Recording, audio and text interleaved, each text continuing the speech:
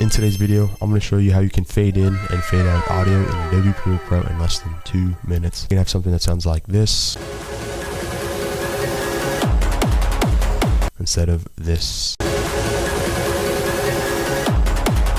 Step 1, drag your audio piece that you would like to fade in and fade out. Once you've located this, you want to have the in and an out point. I'll put screenshots up here, and this is basically what we want to fade in.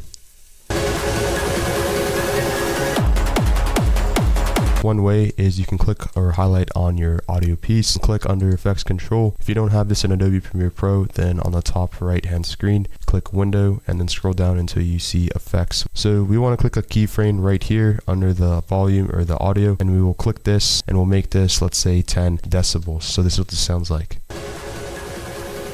So notice it is a little bit quieter, and basically I want this to fade in into the beat or the drop.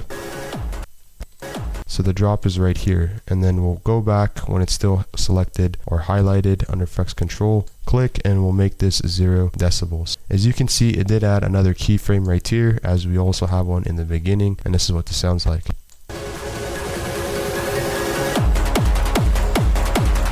Okay, that's not so bad. In order to fade out this audio piece, again, you can go back to where you want to fade out. In this case, I'm moving the playhead right here. Let's say I want it to fade out right here. So I'll click a keyframe, it adds another keyframe, and then I'll drag this towards the end. And as you can see at the end of the clip, we'll click, and then I'll say -20, and it adds another keyframe. So we'll go to the beginning, and this is what we have.